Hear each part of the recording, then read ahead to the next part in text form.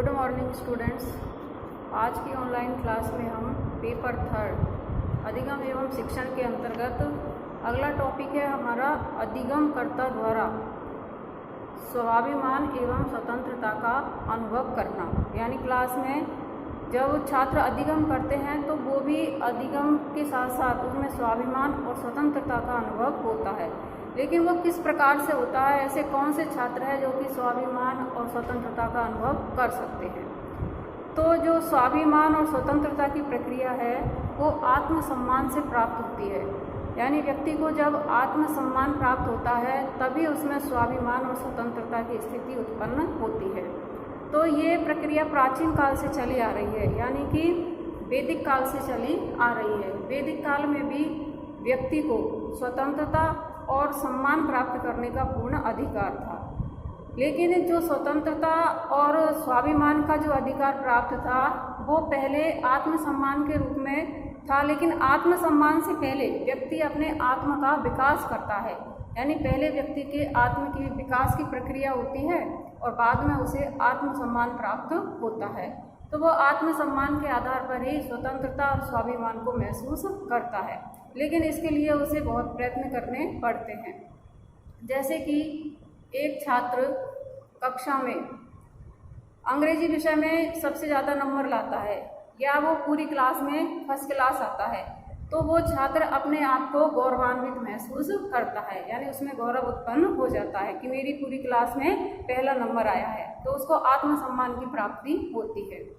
ऐसे ही हमारे धर्मशास्त्रों में भी लिखा हुआ है कि व्यक्ति समाज में, विद्यालय में, परिवार में जो भी अच्छे कार्य करता है, यानी ऐसे कार्य करता है जो कि समाज के लिए मान्य हो, विद्यालय में मान्य हो, रीति रिवाजों के अनुकूल हो, तो उनके कार्यों की प्रशंसा की जाती है। जब उसके कार्य की प्रशंसा की जाती है तो व्यक्ति को अपने आप में आत्मसम्मान की प्राप्ति होती है, यानी वो आत्मसम्मान को प्राप्त करता है। तो ये जो आत्मसम्मान की प्रक्रिया है वो व्यक्ति के विकास की प्रक्रिया से जुड़ी हुई है। तो जब तक व्यक्ति का स्वयं का विकास नहीं होगा तब तक वह आत्मसम्मान को प्राप्त नहीं कर सकता है। अब जैसे कि मान लो कुछ व्यक्ति ऐसे होते हैं जैसे कि भ्रष्टाचारी होते हैं, दुराचारी होते हैं, तो वो ऐसे समाज विरोधी कार्य करते हैं, तो वो एक तरह से वो अपने आप को आत्मसम्मानित नहीं कर पाते हैं, यानी उनका समाज में आत्मसम्मान नहीं होता है। ऐसे ही मान लो कोई चोर है और वो चोरी कर रहा है, तो क्या चोरी करने वाले व्यक्ति को आत्मसम्मान प्राप्त होगा? नहीं होगा, क्योंकि वो चोरी करने वाला व्यक्ति है वो अपने आप को और समाज को दोनों को ही धोखा दे रहा है। तो आत्मसम्मान प्राप्त करने के लिए व्यक्ति को बहुत प्रयास करने पड़ते हैं, बहुत मेहनत करनी पड़ती है, और उसे कई ऐसे वस्तुएं हैं या कुछ ऐसी घटनाएं हैं जिनके प्रति जागरूक रहना पड़ता है, तब जाकर व्यक्ति को आत्म विकास के साथ साथ आत्मसम्मान की प्राप्ति होती है। तो ये जो आत्मसम्मान की प्रक्रिया है उसमें व्यक्ति की जागरूकता, प्रबंधन और उसका उत्साह, इन सारी चीज़ों को मिला करके और व्यक्ति अपना विकास करता है, और विकास के साथ साथ ही आत्मसम्मान की प्राप्ति होती है। तो ये आत्मसम्मान की प्रक्रिया है, इसको व्यक्ति अपने आत्म मूल्यांकन के द्वारा प्राप्त करता है, यानी वो स्वयं का मूल्यांकन करता है। जब स्वयं का मूल्यांकन करता है तो मूल्यांकन के साथ साथ कुछ ऐसी गतिविधियाँ होती हैं, कुछ ऐसे कार्य होते हैं जिनके पीछे उनकी सफलताएं होती है। तो वो जिन कार्यों में सफलता प्राप्त करते हैं या फिर अपने लक्ष्य को प्राप्त करने के लिए वो जो भी कार्य और व्यवहार करते हैं और एक दिन अपने लक्ष्य को प्राप्त कर लेते हैं, तो उस व्यक्ति को अपने आप में आत्मसम्मान की प्राप्ति होती है। और वह व्यक्ति जो पहले किसी के निर्देशन लेने जाता था, किसी से परामर्श लेने जाता था, तो वही व्यक्ति जब अपने लक्ष्य को प्राप्त कर लेता है तो उसमें आत्मसम्मान की प्राप्ति हो जाती है। तो आत्मसम्मान के साथ साथ फिर वही व्यक्ति दूसरे व्यक्ति को निर्देशन और परामर्श देने लग जाता है, तो वह अपने आप को गौरवान्वित, स्वाभिमान और स्वतंत्रता का अनुभव प्राप्त करता है, जिसे कि आत्मसम्मान के रूप में जाना जाता है। तो आत्मसम्मान की कुछ ऐसी प्रक्रियाएं हैं, कुछ ऐसी विशेषताएं हैं जिनके आधार पर व्यक्ति का आत्मसम्मान उसे प्राप्त होता है। तो आत्मसम्मानित व्यक्ति में कौन कौन सी विशेषताएं हैं उनको हम बिंदुओं के आधार पर समझेंगे। पहला बिंदु है वो है आत्मविश्वास का अनुभव। आत्मविश्वास अनुभव।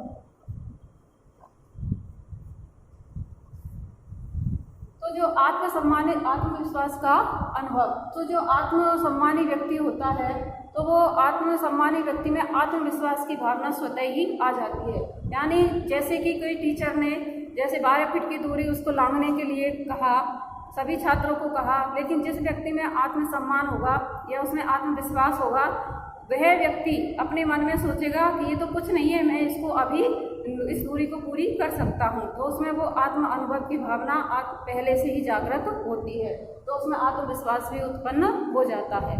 दूसरी प्रक्रिया है वो है सकारात्मक सम्मान। सकारात्मक सम्मान,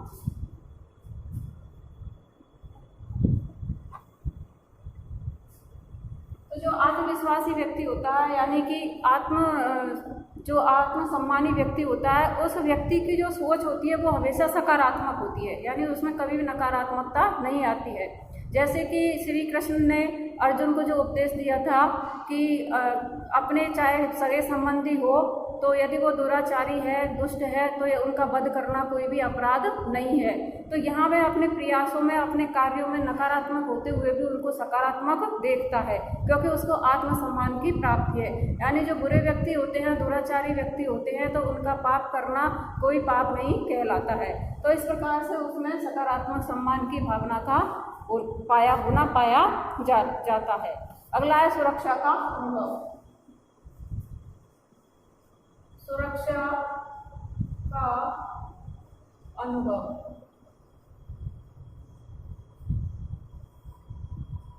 तो सुरक्षा का अनुभव जो आत्मसम्मानी व्यक्ति होता है उसमें सुरक्षा का भाव पहले से ही होता है कि मैं कभी भी असुरक्षित नहीं हो सकता हूँ। तो यानी जो भी चुनौतियाँ उसके सामने आती है उनका वह आसानी से सामना कर सकता है, उनका वह आसानी से मुकाबला कर सकता है, तो उसमें आत्मसम्मान की भावना प्राप्त हो जाती है। जैसे कि जो अभिभावक हैं अपने बच्चों को छोड़ने जब विद्यालय जाते हैं तो उनको कई तरह से समझाते हैं कि सड़क से दूर रहना, सड़क के बगल में चलना या किसी वाहन से दूर रहना।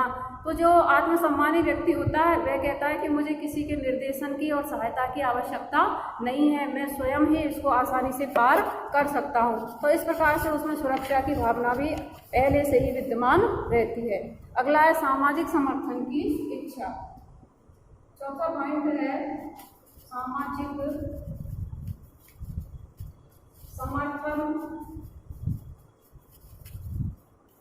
की इच्छा।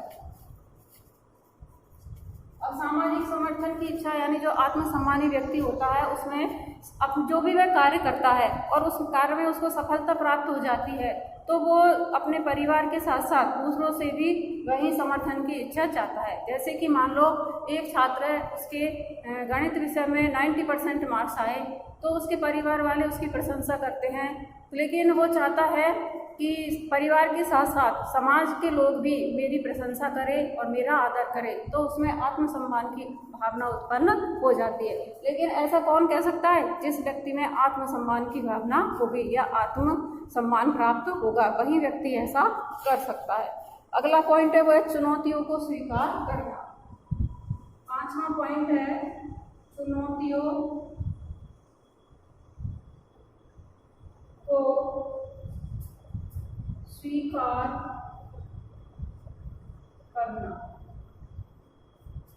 चुनौतियाँ, अब जो चुनौतियों को स्वीकार करना, जो आत्मसम्मानी व्यक्ति होता है उसके सामने कैसी भी चुनौती आ जाए तो वो उसको आसानी से पार कर सकता है। जैसे कि कोई प्रतियोगिता होती है या कोई अन्य परीक्षाएं होती है तो वो जो आत्मसम्मान प्राप्त व्यक्ति है या छात्र है वो कभी भी घबराता नहीं है और उसमें बढ़ चढ़ करके और पार्टिसिपेट करता है, उसमें हिस्सा लेता है और सफलता को प्राप्त कर लेता है।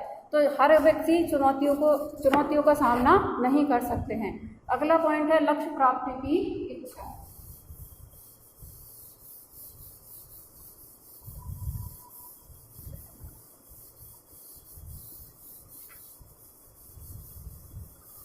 तो अगला छठा पॉइंट कौन सा है? लक्ष्य प्राप्ति की इच्छा। लक्ष्य प्राप्ति की इच्छा। तो जो आत्मसम्मान प्राप्त व्यक्ति है उसमें लक्ष्य प्राप्ति की इच्छा होती है। जैसे कि मान लो वो किसी प्रतियोगी परीक्षा में सफल हो जाता है तो फिर उससे भी अधिक वो IAS और RAS की परीक्षा का लक्ष्य निर्धारित करता है और उसमें भी सफलता को प्राप्त कर लेता है। तो ये आत्मसम्मानी व्यक्ति में ही ये विशेषता पाई जाती है, अन्य व्यक्तियों में, अन्य छात्रों में नहीं पाई जाती है। अगला है कार्य एवं व्यवहार में प्रबंधन। कार्य एवं व्यवहार में प्रबंधन।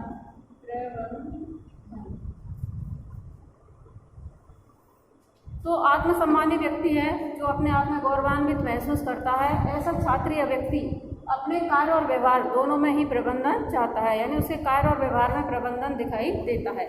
जैसे कि मान लो कोई सारे ही विषयों के टीचर क्लास में पढ़ाने के लिए जाते हैं, लेकिन उन सारे टीचरों में से किसी एक टीचर की क्लास के छात्रों के द्वारा प्रशंसा की जाती है, या उनकी शिक्षण विधियों की या उनके पढ़ाने का जो तरीका है उसकी प्रशंसा की जाती है, तो इसका सिर्फ एक ही कारण होता है, वो है उसके कार्य और व्यवहार में प्रबंधन का होना। यदि कार्य और व्यवहार में प्रबंधन नहीं होगा तो उसकी शिक्षण प्रक्रिया भी प्रभावी नहीं होगी। तो जो आत्मसम्मानी व्यक्ति है उसमें कार्य और व्यवहार में प्रबंधन देखा जाता है, और ये कार्य और व्यवहार में जो प्रबंधन है वो उसके विकास की प्रक्रिया से जुड़ा हुआ है। तो जैसे जैसे उसका विकास होगा वैसे ही उसको आत्मसम्मान की प्राप्ति भी होगी। तो यह भी एक आत्मसम्मानी व्यक्ति की विशेषता है। दूसरा है नकारात्मक सोच का अभाव। नकारात्मक सोच का अभाव। अब नकारात्मक सोच का अभाव, जो आत्मसम्मान जिस व्यक्ति को प्राप्त है, जिसमें विकास की प्रक्रिया से जो जुड़ा हुआ है, तो उसमें नकारात्मक सोच कभी भी नहीं आ सकती। जैसे कि मान लो एक कक्षा का छात्र है और उसके 70% मार्क्स आए हैं, तो उसके घर वाले उससे कहते हैं कि तेरे बहुत कम नंबर आए हैं, लेकिन यदि उसकी सोच सकारात्मक है तो वो छात्र क्या कहेगा कि अब की बार मेरे 70% मार्क्स आए हैं, लेकिन अगली बार मैं 80% मार्क्स लाने का प्रयास करूंगा, क्योंकि ऐसे बहुत से छात्र हैं जिनके कि 50% मार्क्स ही आए हैं। दूसरा है उत्साह की स्थिति। अगला है उत्साह की स्थिति। तो जो आत्मसम्मानी व्यक्ति है उसमें उत्साह की स्थिति देखी जाती है, यानी एक बार जब वो 2nd डिवीजन पास होता है छात्र, तो अगली बार वो 1st डिवीजन आने का प्रयास करता है, तो उसमें दोनों उत्साह दिखाई देता है अपने कार्य के प्रति। तो ये भी एक आत्मसम्मानी व्यक्ति की विशेषता कही जाएगी। अगला है 10वां मानसिक शांति। मानसिक शांति। तो एक जो आत्मसम्मानी व्यक्ति है उसमें मानसिक शांति की स्थिति भी पाई जाती है, यानी मानसिक विशेषता भी उसके अंतर्गत पाई जाती है।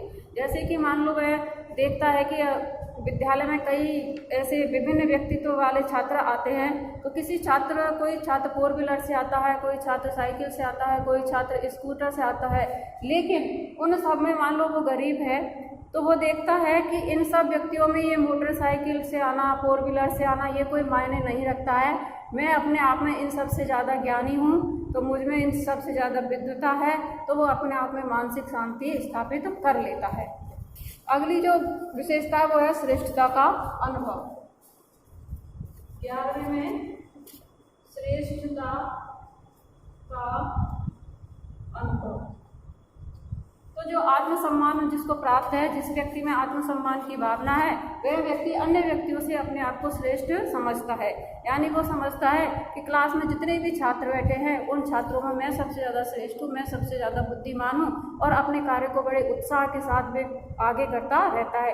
कभी भी उसमें नकारात्मकता का भाव नहीं आता है, वह हमेशा सकारात्मक रहता है। तो आज का टॉपिक हमने समझा था अधिगमकर्ता के मध्य स्वतंत्रता एवं स्वाभिमान का अनुभव करना। तो आशा करती हूँ आपको ये टॉपिक समझ में आया होगा। फिर मिलेंगे नए टॉपिक के साथ, तब तक के लिए धन्यवाद।